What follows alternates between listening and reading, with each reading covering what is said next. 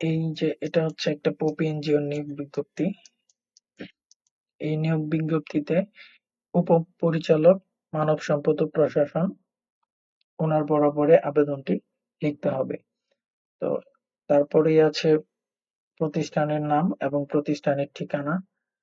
তারপর এখানে আপনারা দেখতে পারবেন যে ডাকযোগে, কুরিয়ারে এবং এখন অনেক এই ইমেলে অনেক আবেদনে ইমেলের মাধ্যমে ড্রপ করা যায় সিভি।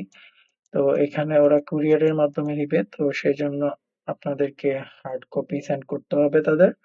তো এখানে উপপরিচালক বরাবর আবেদনটি লিখতে হবে। তো এখানে আপনারা উপপরিচালক মানব সম্পদ আরটিবি এখানে যেখানে লেখা আছে এইভাবে আপনারা যার বরাবরে লিখতে হবে তার নামটি এখানে লিখে দিবেন। তারপরে আপনারা প্রতিষ্ঠানের নামটি লিখে দিবেন এবং এরপরের স্টেপে আপনারা ঠিকানাটি লিখে দিবেন। বিষয়ের মধ্যে লিখতে হবে কোন পদের জন্য আবেদন করতে চাচ্ছেন সে বিষয় উল্লেখ করতে হবে। তো এখানে ঋণ সংগঠক পদের জন্য দেওয়া হয়েছে, আপনি আপনার পদটি এখানে উল্লেখ করে দিবেন। তারপরে অ্যাজ ইউজুয়াল দেখতে পাচ্ছেন যে কিছু বিবরণ লেখা আছে, সেটি আমি আপনাদেরকে পড়ে শোনাচ্ছি। যথাবিহিত সম্মান প্রদর্শন পূর্বক বিনীত নিবেদন এই যে আমি অমুক, এখানে আপনি আপনার নামটি লিখে দিবেন। বিগত এত তারিখে প্রকাশিত এত তারিখে এখানে আপনি যে নিয়োগ বিজ্ঞপ্তির মধ্যে যে তারিখটি দেখতে পাবেন সেই তারিখটি লিখে দিবেন। ম্যাক্সিমাম টাইম এগুলা দৈনিক পত্রিকাতে প্রকাশ করা হয়। এছাড়াও বর্তমানে এভাবে আপনারা অনলাইনে পেয়ে যাবেন। যদি আপনারা পত্রিকাতে না পেয়ে এভাবে পেয়ে থাকেন তাহলে তো আসলে পত্রিকার নামটি এখানে উল্লেখ করা যাচ্ছে না। তো সেই ক্ষেত্রে আপনারা এখানে লিখে দিতে পারেন যে আমি উম আমি অমুক, তারপরে হচ্ছে আপনি লিখে দিতে পারেন যে আহ, আপনাদের নিয়োগ বিজ্ঞপ্তি মারফত জানতে পারলাম, সেভাবে ব্যাপারটি উল্লেখ করে দিবেন। আর যদি কোনো পেপারে আপনারা এটা পেয়ে থাকেন তাহলে এখানে পেপারের নামটি উল্লেখ করে যে দিনের পেপার ওই দিনের তারিখটি এখানে উল্লেখ করে দিবেন। এছাড়া আর আপনাদের আশা করি বেশি কিছু চেঞ্জ করতে হবে না। প্রথম আলোতে প্রকাশিত নিয়োগ বিজ্ঞপ্তি মারফত জানতে পারলাম যে আপনার অধীনে ঋণ সংগঠক, মানে আপনি যে পদের জন্য আবেদন করতে চাচ্ছেন এখানেও ঠিক সেই পদের নামটি লিখে দিবেন। লোক নিয়োগ করা হবে। আপ- আমি উক্ত পদের জন্য একজন আগ্রহী প্রার্থী হিসেবে আপনার সমীপে আবেদন করলাম। আপনার সুবিবেচনার জন্য নিম্নে আমার জীবন বৃত্তান্ত পেশ করলাম। এখানে এর চেয়ে বেশি কিছু লেখার প্রয়োজন আছে বলে আমার মনে হয় না, তাই আমি এখানে আর কিছু লিখলাম না। এখানে আরো অনেকে অনেক কিছু এড করতে পারে, তো আমি এখানে সিম্পল রাখলাম ব্যাপারটা। তারপরে যে বিষয়টি হচ্ছে নিচে আছে জীবন বৃত্তান্ত। সেখানে আপনারা আপনাদের নাম, বাবার নাম, মায়ের নাম, ঠিকানা, তারপর হচ্ছে জাতীয়তা, তারপরে জন্ম তারিখ, তারপরে মোবাইল নাম্বার এবং বৈবাহিক অবস্থা, ধর্ম এগুলো আপনারা এখানে উল্লেখ করে দিবেন।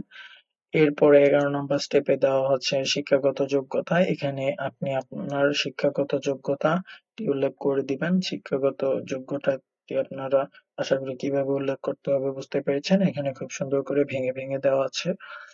এরপরে হচ্ছে অভিজ্ঞতা। এখানে আপনারা যদি কোনো কোর্স করে থাকেন তাহলে এখানে একটি ট্রেনিং হিসেবে দিতে পারেন। এটা এখানে অভিজ্ঞতার পরিবর্তে ট্রেনিং হওয়ার কথা ছিল। এটা আমি কারেকশন করে দিব। আপনাদের যে কপিটা আমি দিয়ে দিব সেটাতে।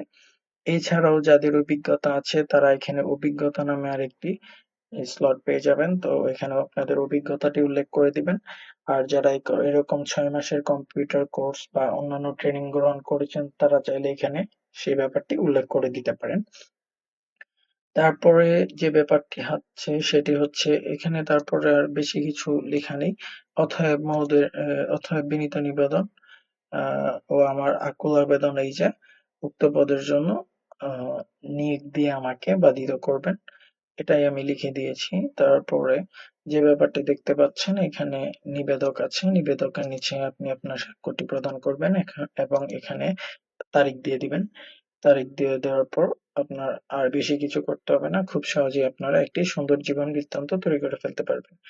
এরপর আপনার জীবন বৃত্তান্তর সাথে বা সঙ্গে যে কাগজগুলো অ্যাটাচ করতে হবে সেগুলো কিন্তু আপনারা নিয়োগ বিজ্ঞপ্তিতেই পেয়ে যাবেন। নিয়োগ বিজ্ঞপ্তিতে নিচে অথবা ওটার পাশে লেখা থাকবে এই যে জাতীয় পরিচয়পত্র, শিক্ষাগত শিক্ষা সনদ, অভিজ্ঞতা সনদ, ছাড়পত্র, যাদের ড্রাইভিং লাইসেন্স আছে তারা এটি এখানে পেয়ে যাবেন যা যা আছে।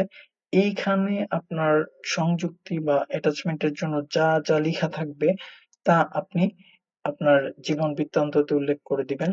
১, ২, ৩, ৪ কলাম এভাবে আপনারা পয়েন্ট করে আপনারা সেটি উল্লেখ করে দিবেন এবং এখানে যে কাগজগুলো আপনারা উল্লেখ করে দিবেন সেগুলো আপনার জীবন বৃত্তান্তর নিচে অবশ্যই স্টেপলার বা পিন আপ করে দিয়ে দিবেন। তো অবশ্যই আপনার জীবন বৃত্তান্তটি উপরে থাকবে, সবার উপরে রাখবেন জীবন বৃত্তান্তটি। তো এভাবে আপনারা চাইলে একটি সুন্দর করে আবেদনপত্র তৈরি করে ফেলতে পারবেন আপনার এনজিও বা বিভিন্ন প্রতিষ্ঠানে আবেদন করার জন্য। তো আশা করি আজকের এই ভিডিওটি যদি আপনাদের হেল্পফুল মনে হয় তাহলে অবশ্যই আপনাদের কাছ থেকে রেসপন্স পাবো এবং সাবস্ক্রাইব করবেন আমাকে উৎসাহ প্রদান করার জন্য। ধন্যবাদ সবাইকে।